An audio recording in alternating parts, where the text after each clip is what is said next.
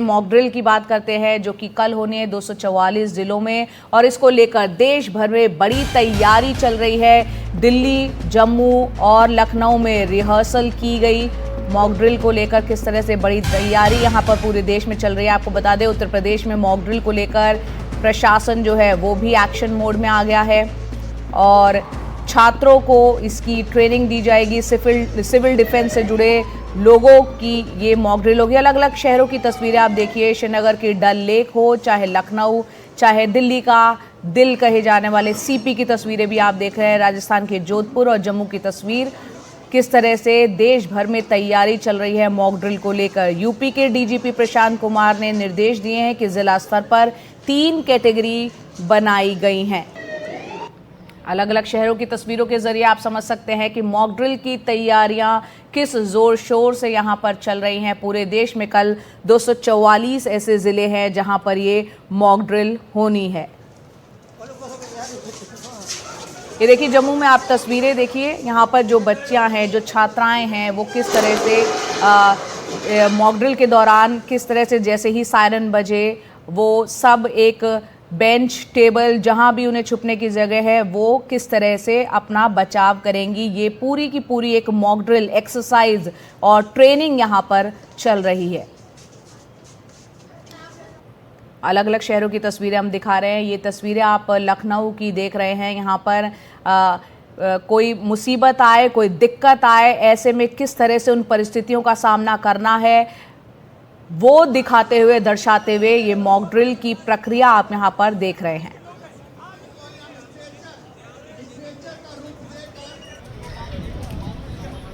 तो दिल्ली का ये आप देख रहे हैं कनॉट प्लेस का इलाका, पालिका बाजार में। यहाँ सुरक्षा कर्मी बड़ी संख्या में यहाँ पर मौजूद हैं।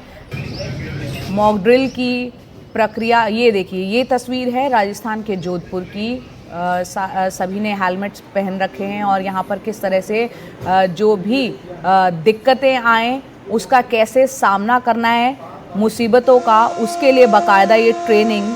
और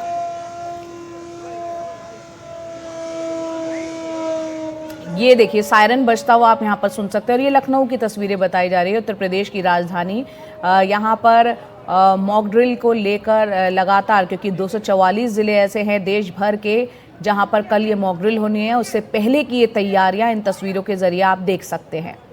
अलग अलग शहरों की तस्वीरें आ रही हैं, चाहे दिल्ली हो, मुंबई हो, लखनऊ हो। किस तरह से यहाँ पर सिविल डिफेंस में जो लोग जुड़े हुए हैं, जो छात्र छात्राएं हैं विद्यालय महाविद्यालय के, उनको भी ये मॉक ड्रिल में कैसे शामिल किया जाएगा उसकी तैयारियां आप देख रहे हैं।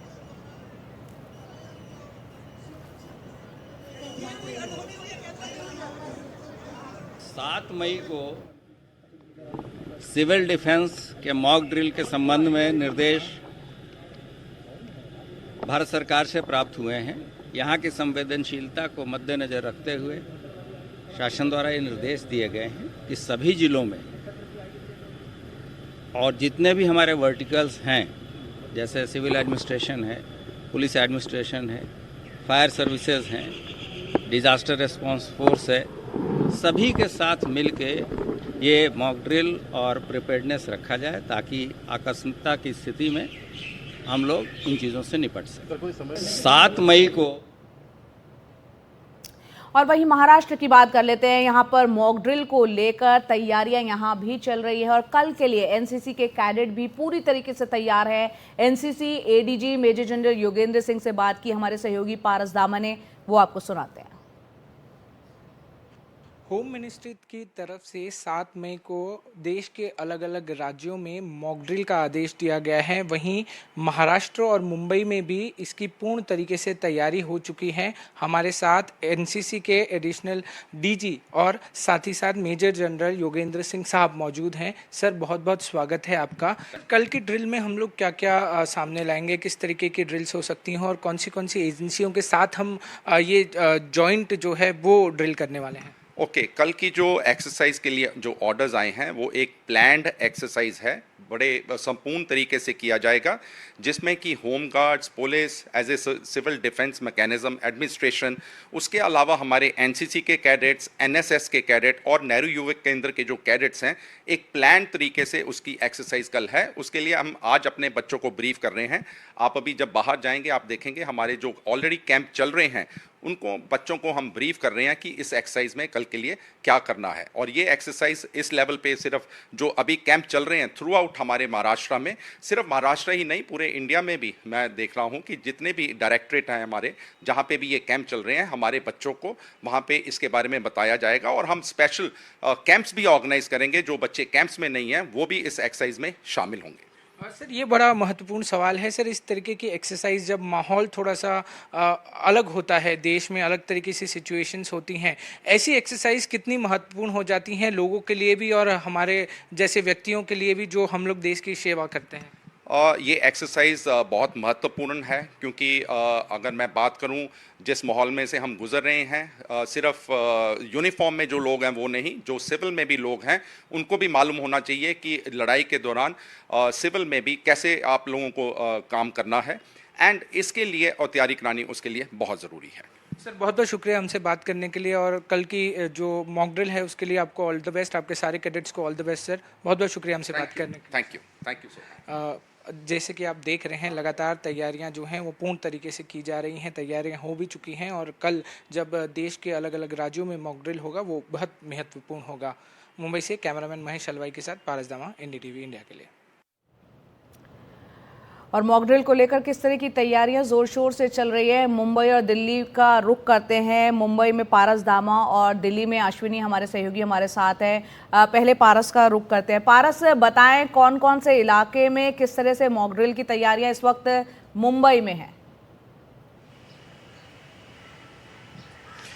जहाँ तैयारियां पूर्ण तरीके से की जा रही हैं, लगातार अलग अलग एजेंसियों की मीटिंगें चल रही हैं और इस मीटिंग में तय किया जाएगा कि कहाँ कहाँ मुंबई और महाराष्ट्र के ऐसे इलाके हैं जहाँ पर इस मॉक ड्रिल को किया जाएगा। लगातार हम कह रहे हैं कि जैसे मुंबई शहर एक सेंसिटिव शहर है जहाँ पर लगातार आतंकियों की नज़र भी रहती है, यहाँ पर कई बार जो आतंकी हमले हैं वो भी हुए हैं और उसके मद्देनज़र मुंबई को सबसे ज़्यादा सेंसिटिव जगह मानी जाती है और उसके अंतर्गत जो है वो एनएसजी हो, मुंबई पुलिस हो, कलेक्टर ऑफिस हो, एनसीसी कैडेट्स हो या एनडीआरएफ एसडीआरएफ की टीमें हो, वो सारी की सारी टीमें जो हैं कल साझा तरीके से एक मॉक ड्रिल करेगी। वहाँ पर अलग अलग तरीके से जो है वो लोगों को बचाने की कोशिश की मॉक ड्रिल की जाएगी और बाकी के जितने भी चीज़ें हैं वो की जाएगी। तो सबसे महत्वपूर्ण होगा कि कौन से इलाकों में ये मॉक ड्रिल की जाएगी और थोड़ी ही देर में आधिकारिक तौर पर इस बारे में जानकारी जो है वो दी जाएगी। जिससे पहले लगातार मीटिंग्स का दौर जो है वो जारी है, लगातार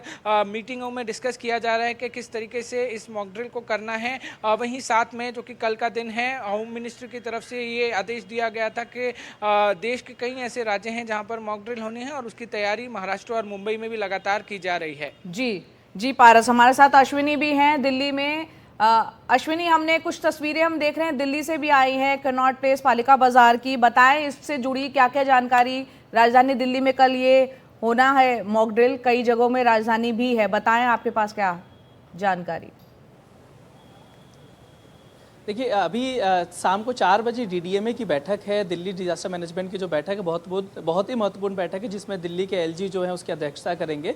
उस मीटिंग में जो तमाम जो पुलिस के चाहे वर्ग हों, चाहे सुरक्षा अधिकारी हों, चाहे प्रशासन हो, दिल्ली फायर सर्विसेज हो, सिविल डिफेंस हो, सभी लोग उस बैठक में शामिल होंगे और उसमें ये रूपरेखा तय की जाएगी किन किन इलाकों के दिल्ली में करनी है। क्योंकि दिल्ली का जो जितने भी इलाके हैं 11 डिस्ट्रिक्ट्स हैं, सभी डिस्ट्रिक्ट्स कैटेगरी 1 में आता है। जो साल 2010 की जो एमएचए की लिस्ट है उसके मुताबिक पूरा दिल्ली इंक्लूडिंग न्यू दिल्ली और दिल्ली कैंटोनमेंट भी कैटेगरी 1 में आता है। तो यानी पूरे दिल्ली में ही किया जाएगा। लेकिन आज की कमेटी की जो बैठक है उसमें यह तय निर्धारित किया जाएगा कि किन जगहों पे किया जाए और किस तरीके की प्रिपरेशन शो की जाए। जब हमने फायर डिपार्टमेंट के अतुल गर्ग से बात करने की कोशिश की तो उन्होंने यही कहा कि इस तरीके की जो बैठक है, जो इस तरीके की ड्रिल है 1971 के बाद कभी हुई नहीं है। तो थोड़ा सा ये कमेटी की बैठक के होने के बाद ये आइडिया भी लग पाएगा किस तरीके की ड्रिल करनी है। क्योंकि माना ये जा रहा है कि जो कल ड्रिल होगी वो डिजास्टर की जैसे ड्रिल होती है उसी लेवल के बड़े स्तर पर ये ड्रिल की जाए। क्योंकि इस तरीके की जो ड्रिल होती है लगभग हमला होता है तब कोई ड्रिल हो जाती है या फिर कोई आपातकालीन स्थिति होती है तो ये ड्रिल होती है।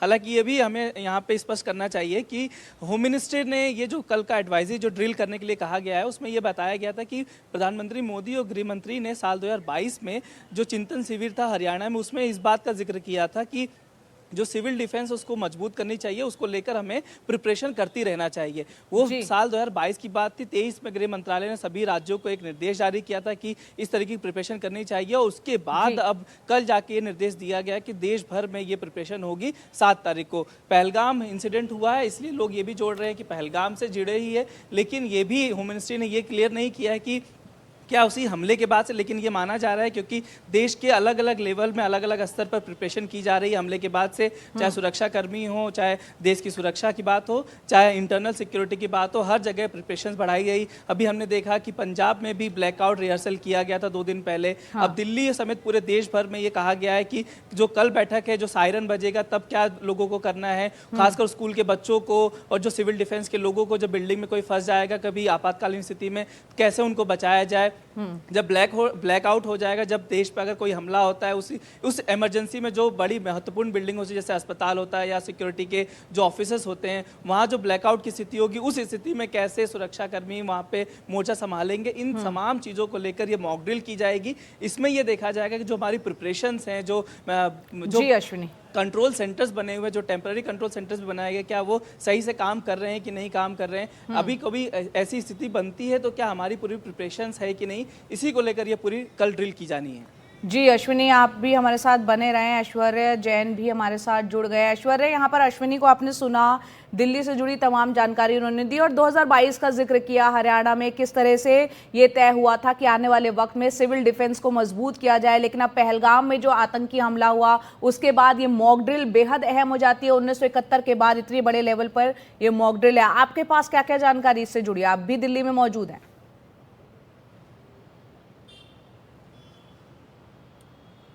देखिए, इस बात को झुटलाया नहीं जा सकता है कि ये तमाम चर्चाएं, तमाम बैठकें, ये तमाम गाइडलाइंस एक ही तरफ इशारा करता है, जो प्रधानमंत्री नरेंद्र मोदी के शब्द कहें या फिर उनके द्वारा निर्देश दिए गए हैं। आतंकवादियों को नहीं बख्शा जाएगा, लेकिन भारत की अंदरूनी क्षमता कितनी है, भारत की तैयारियां किस तरीके से हैं, उसको लेकर भी अलग अलग मंत्रालयों द्वारा अलग अलग पैमाने पर काम किए जा रहे हैं। हमने गृह मंत्रालय की उस बैठक को आज कवर किया जो लगभग 1 घंटे चली, जहाँ पर गृह सचिव गोविंद मोहन ने तमाम राज्यों के मुख्य सचिवों के साथ बैठक करी। कई बड़े दिशा निर्देश उनको दिए गए।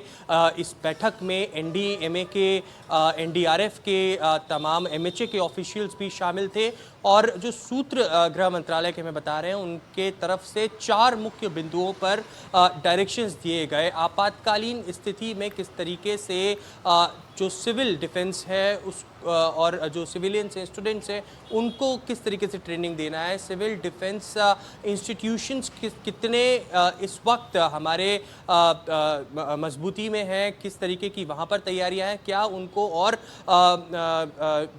ज़रूरी उस पर उनको काम करना है। जो तमाम गाइडलाइंस कल दी गई थी उसमें एयर रेड सायरन से लेकर ब्लैकआउट से लेकर तमाम अलग अलग बिंदु थे, उसको लेकर भी जानकारी मुख्य सचिवों को दी गई।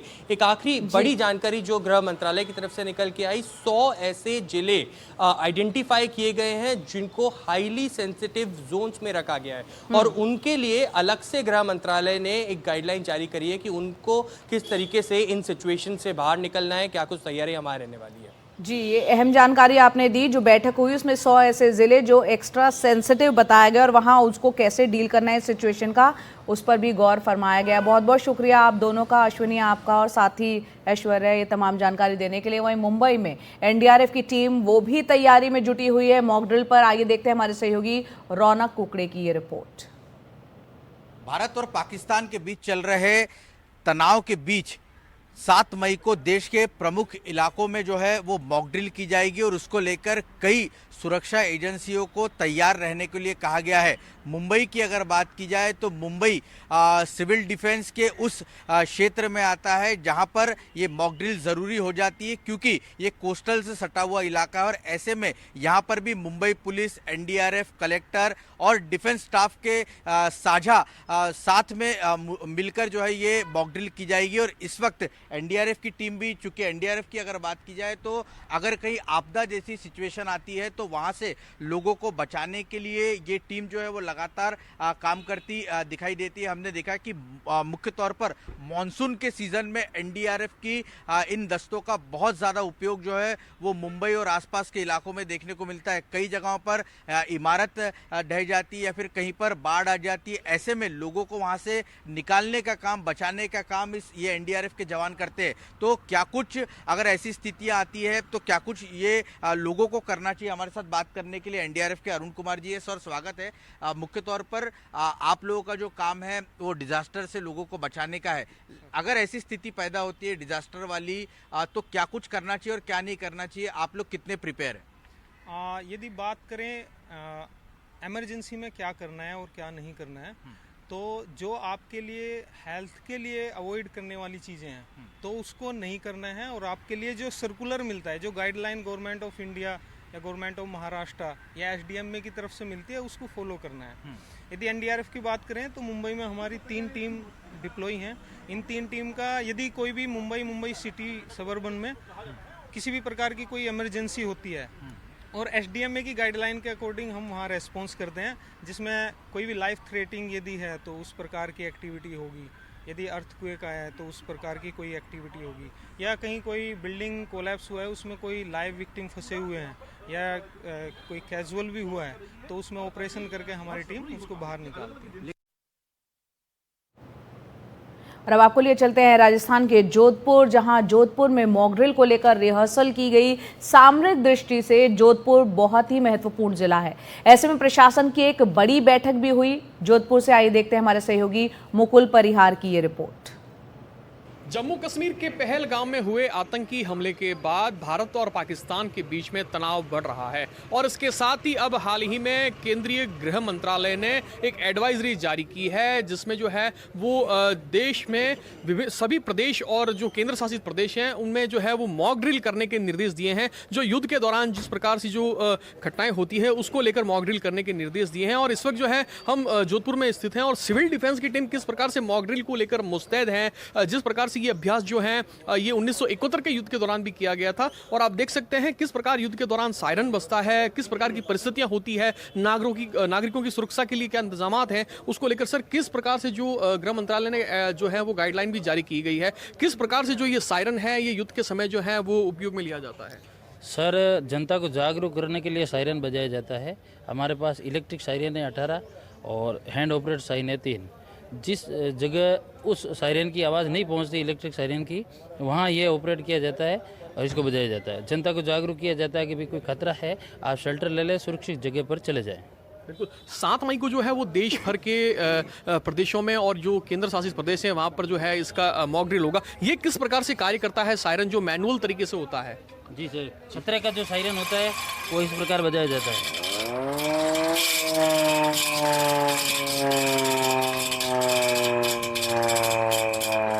आप देख सकते हैं किस प्रकार से जो खतरे का जो सायरन होता है वो किस प्रकार से बजता है, जिससे जो है वो जनता को जो है अलर्ट किया जा सके। जो युद्ध के दौरान जो परिस्थितियां होती है उससे नागरिकों को जो है इन सायरन के जरिए जो है वो अलर्ट किया जाता है। जोधपुर में जो है क्योंकि सामरिक दृष्टि से काफ़ी महत्वपूर्ण जो है वो जिला है, कहीं मुख्यालय यहाँ पे हैं, चाहे सेना का हो, सीमा सुरक्षा बल का हो या एयरबेस यहाँ पर स्थित है, तो उस दृष्टि से कितने जो है वो सायरन यहाँ पे जो इलेक्ट्रिक सायरन जो है वो जोधपुर में लगे हैं?